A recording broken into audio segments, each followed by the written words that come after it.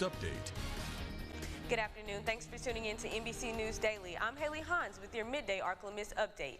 Experts are confirming there are now 27 cases of the West Nile virus here in the state. And with the heat and rain, it is the perfect combination for mosquitoes to breed. Symptoms can range from mild flu-like illnesses to severe neurological problems. The Department of Health urges folks to protect yourself with insect repellent and to cover up when outside. Residents should also remove any standing water near your home. Standing water is where mosquitoes breed. And if we can eliminate those mosquito breeding sites near our homes, then it's going to really help reduce the mosquito population. Officials tell us they're working with local governments to control mosquito populations, but say prevention starts with individual action.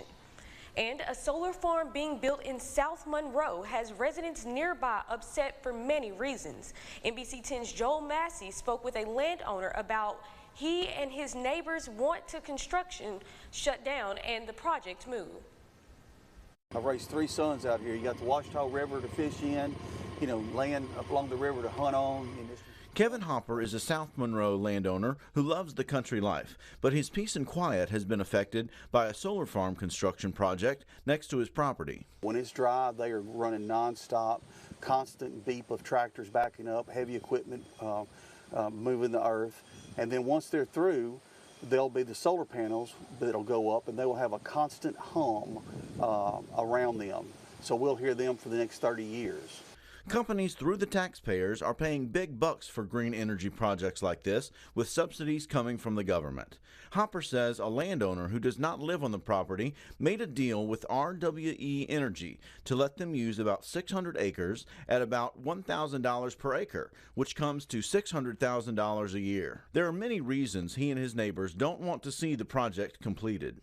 Our property values now have gone, 50, 75%, depending on where you go and look. We've lost that much in our value when these solar farms is up and running. No one's going to buy my property if I had to sell it. They'll have a big fence up around them, which will be unsightly. It will block wildlife from going into those fields that have always been there. Deer go there by the droves in the evenings. Migratory birds land in those fields in the winter, so they're taking all that habitat away. The Washita Parish Police Jury approved the project July 15th, and Hopper spoke at their meeting this week, bringing up concerns. He says he and his neighbors were not made aware of the project at the time of approval. If I'd known about it beforehand, my neighbors and I could have at least gotten in front, maybe gotten some legal representation to help us with this. Despite the concerns, the project is moving forward with an estimated completion in 12 to 18 months. For your Ark-La-Miss news source, I'm Joel Massey. And now, exclusive Storm Tracker Doppler weather with meteorologist Chase Ward.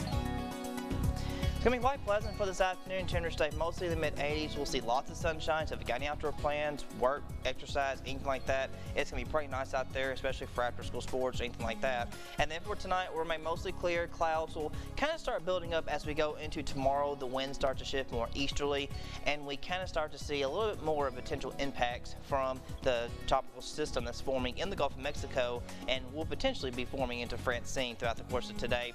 And then by 2 o'clock tomorrow, we will start to see some of those outer bands start to reach into parts of Louisiana. Mostly they're just a few patchy to scattered shower thunderstorms, and then we start to see more of an impact as we go into the middle of the week as that system draws closer, and we will see really widespread rain and thunderstorms. Excessive rain is most likely, and we could even see a few isolated spin-ups, very similar to how Barrow was. So a lot happening through the middle part of this week.